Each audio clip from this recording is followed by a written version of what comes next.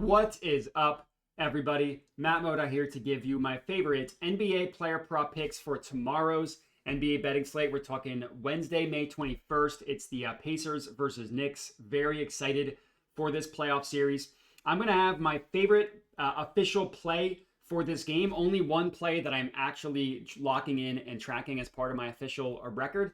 But I have like 3 or 4 leans in this game as well. You know, game ones, there's 2 strategies. There's you play everything that you like and hope that you're going to come away more often than not, or you play it light, get a feel for the series, and then play the series heavier as it goes on.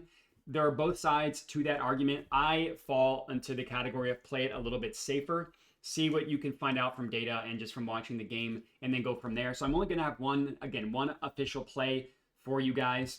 I don't have a recap to give you because the Wolves-Thunder game hasn't been played yet. I'm recording this before this game has finished. Hopefully, if you are watching this on Wednesday, which would be tomorrow from when I'm recording this, hopefully Anthony Edwards cashed. Hopefully he came through for us. Hopefully all my leans came through for us as well.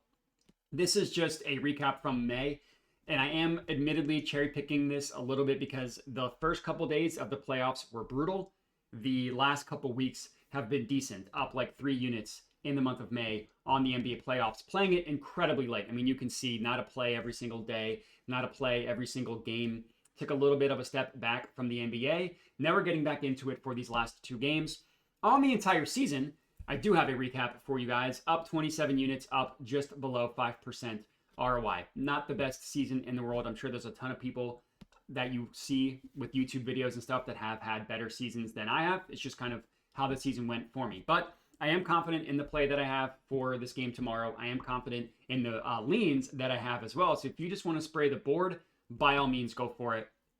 The official play that I locked in, I took Jaylen Brunson. I actually took him under his 3-point prop. The best offered price here is at -110 odds at BetMGM. Now, I always, for a main line like this, always recommend looking at if you can use them in your state, looking at I can't think of the word, the exchanges is the word I'm looking for, Novig and Prophet. You can request odds on those. So as always, go fishing. These odds aren't going to dramatically change or anything. So I went on Novig and I tried to get plus 100 odds. Now, what I'm going to track is this -110 because not everybody can do that. And I am okay taking this at -110, even up to the -115 price you see at at Caesars and Bet365. Now, it's kind of funny. You look at the plays that I won in the last round. Guess what? Jaylen Brunson threes. Completely different series for Jaylen Brunson and his 3-point prop. The way the Celtics play defense, if we look at his last 10 games, guess what? The Celtics play drop coverage. So in a 6-game series, he hit 2 or more threes in 4 of those 6 games.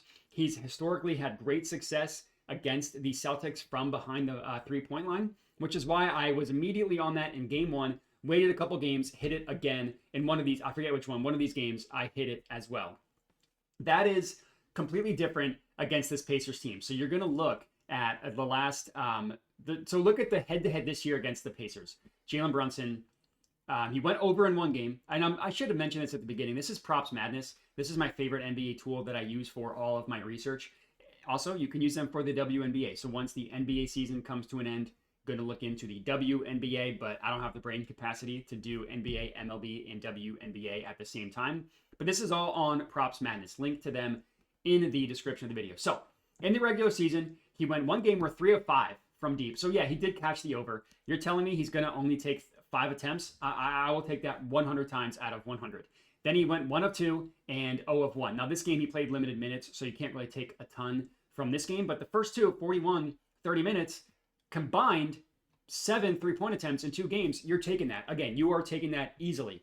Let's look at the regular season last year, and then we'll get into the playoffs. Same exact thing. Only hit it in 1 of those 3 games. 4 of 8. So if he takes 8 3-point attempts, this would be a bad prediction. I can just say that. But 1 of 6, I'm cool with him only taking 6. You're telling me he has to shoot 50%?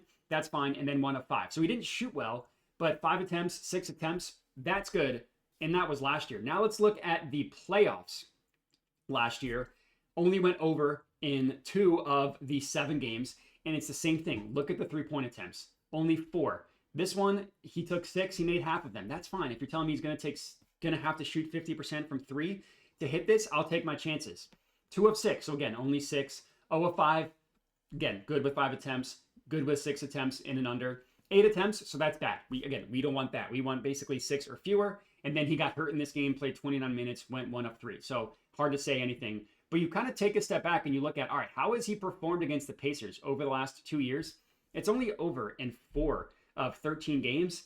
And you look at his 3-point attempts, he's averaging 5 over the last 2 years against the Pacers. He's averaging 6.5 basically overall. So you look at the last 2 years, regular season playoffs combined, averaging 6.5 attempts against the Pacers, down to 5.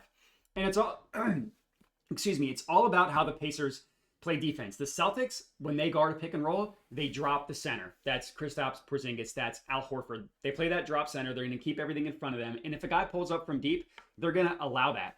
The Pacers, they don't do that. That's why you see Jaylen Brunson struggle with pull-up 3-point attempts, because of that exact way the Pacers play defense. They're more aggressive. They don't really want to give up anything behind the 3-point line. They stick to shooters. And yeah, Jaylen Brunson's going to cook them from the mid-range. That's what he did in the playoffs last year. They're okay with that. They don't want to get beat behind the 3-point line. Like if you look at the Pacers, you go to their advanced stats, they're bottom 10, bottom 11 in terms of pull-up 3-point attempts allowed. And Jaylen Brunson doesn't really catch and shoot. He only takes his on the pull-up. So I really like the under on his 3-point attempt for Jaylen Brunson. His under made 3-pointers. That is my official play in this game. Now, I do have a couple leans that I will give you guys as well, because I don't want to just have, if you really want to have some action on the game, I want to make sure I provide that. I also really like the assists under for Jaylen Brunson as well. I think under 7.5 assists, minus 1 of 5 odds at Bet365 is also a good look.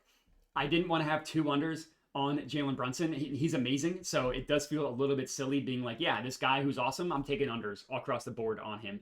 But it's kind of similar to my logic with the under 3-pointers for Jaylen Brunson when I said the Pacers don't give up a ton of 3-point attempts. How the point guards rack up assists, pick and roll to the roll man, spot up shooters, stuff like that.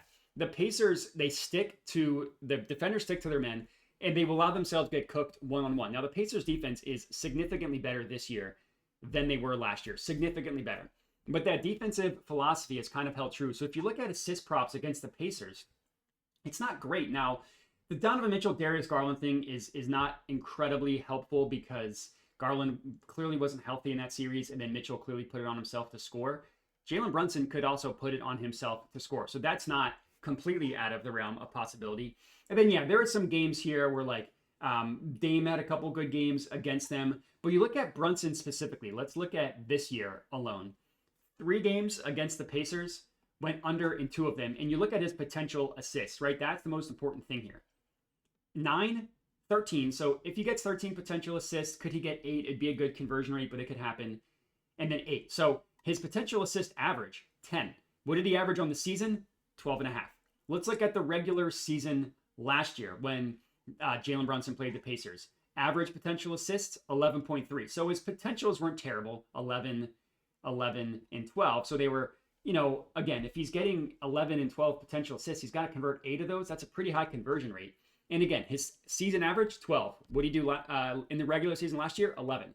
Let's go back to the playoffs. Let's do the same exercise we did before.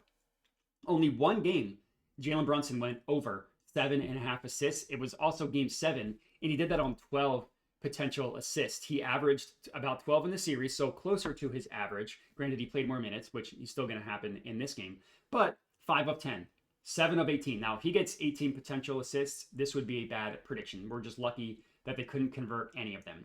5 of 8, check. 6 of 13. 13 is a little bit higher than what we would like, but still 8 of 13 is a decent conversion rate, so that's kind of a wash. 7 would be great, and then 15 would be a little bit high. So it's kind of hit or miss in the playoffs specifically, but again, you take a step back, you look at his last 13 games against the Pacers, he's only hit 8 or more assists in 2 of those games, and they were both on high conversion rate, 9 of 12 and 10 of 13. Only twice did he have a potential assist number that would scare you, when he had 18 in this game and 15 in this game. And again, it's very similar logic to how the Pacers play defense, why they don't give up a lot of 3-pointers. They stick to shooters, they stick to their men, and if they're going to let themselves get beat one-on-one, so be it. They're going to trust their individual defenders in Aaron Nesmith and Andrew Nembhard to guard Brunson. Now, Brunson cooked Nembhard in the playoffs last year, struggled a little bit more against Nesmith. We'll see how they do the matchups in this series. But yeah, assists under, 3-point under for Jaylen Brunson. And you want to, his points could easily go over. It's a good matchup for him. I get it. But I'm way more confident in the other two. I'm not even giving out his points as a lean. The other play that I like on the Knicks, and then we'll get to the Pacers side, Karl-Anthony Towns had pretty decent success against the Knicks in the regular season. He averaged 30 points per game. I mean, he put up 40 points against them one game, put up 30 in another, and then he did struggle the first time. This was at the beginning of the season when he was still trying to get himself acclimated with the Knicks. But the Pacers tried to guard him with smaller guys, and Cat just cooked him. It just was not going to work. Now, Cat's been okay in these playoffs. He hasn't been amazing. He hasn't been terrible. I mean, against the Celtics, not a great matchup for him. Consistently putting up 21 points. So I'm not going to say that Cat has been terrible. And then against the Pistons, more boomer bust. Had some great games and then some stinkers. But overall, a decent playoffs for Cat, averaging just under 20 points per game. Over-under at 22.5 is a little bit high for my liking, which is why I ended up not making it an official play. And if I'm taking the under Brunson assists, that doesn't necessarily correlate to a great way with the Karl-Anthony Towns points over. Granted, they can both happen. It's just you're kind of playing your percentages here. But I just think that the matchup is decent based on how the Pacers played Karl-Anthony Towns in the regular season, which is why you saw him have so many, or I mean, 2 of 3 good games, but 30 and 40 points. You want to pump this bad boy up 25, 30 points? I'm not going to blame you for that. And then on the Pacers side, honestly, the reason why I didn't go with this one, it's more of a gut play than anything, and there wasn't a ton of data that I liked that backed it up. But hey, sometimes your gut is correct. But it's Tyrese Halliburton, and it's 10+ assists. Now, the over 8.5, I'm not touching these disgusting odds, but you can get a decent price over 9.5. It's actually plus 120 on the exchanges, no vig, and Prophet, I think, is plus 115. So you can get a decent price on him to go 10+. And at the end of the regular season, Halliburton just went on an absolute tear from a playmaking perspective. I mean, his last 30 games, he went 10 or more assists in over 70% of those games. Phenomenal end to the regular season for Halliburton. The playoffs against the Bucks, really, really good. Hit it in 4 of 5 games. Against the Cavs, not so much. Only hit it in 1 of those 5 games. And against the Knicks, I should say, the head-to-head against the Knicks, the regular season, granted, he really went on his run after February, so he played all 3 games against the Knicks prior to that. Now, he did have 14 assists on 23 potentials in one of them. That's pretty good. The regular season last year is what I want to look at. 2 incredible games, 23 assists on 29 potentials, 12 assists on 19. Amazing. 1 not-so-good game. Granted, he still had 15 potential assists. And then the playoffs was not so great. Didn't get 10 in a single game of the playoffs last year.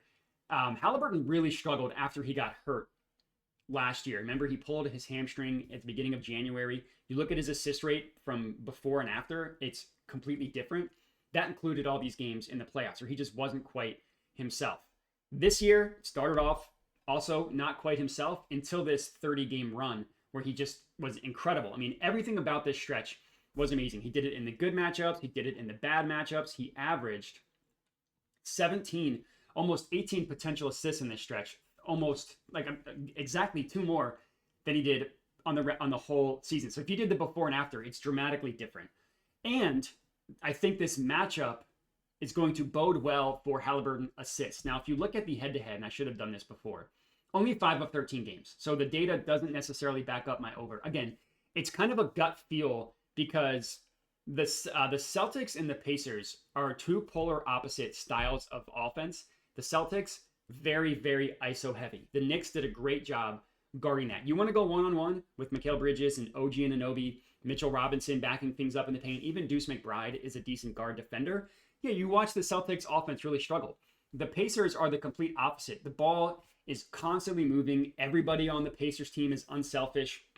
And Halliburton just manipulates the defense in such a impressive way that I think for game 1, obviously the Knicks know this, and they're going to play the Pacers differently than they played the Celtics, of course. It's stylistically very, very drastic.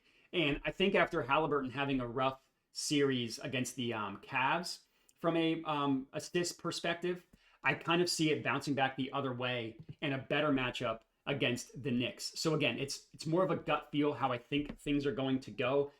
I don't ever recommend betting based on your gut, which is why I'm giving this out as a lean as opposed to an official play. But the 3 leans: Halliburton assists over, Brunson assists under, Cat points over. And then in terms of the spread, I like the Pacers to cover the spread in this one. It's 4.5 points. I actually think the Pacers are going to win straight up. It's kind of how I feel. I think the Pacers are just criminally underrated. So give me the Pacers on the spread. But again, the only bet that we will track as a part of my official record is this Jaylen Brunson one. If you want to play the leans, I'm not going to stop you. If they win, I'd be happy for you. If they lose, I'd be sad for you. But either way, this is the only one that will get tracked as part of my official record. And that's all we got. So I appreciate you guys for watching. Make sure to like the video, comment, subscribe. Check out Props Madness. Again, once we get into the WNBA, it's going to be great. So check them out. Make sure to bet responsibly and have a good one.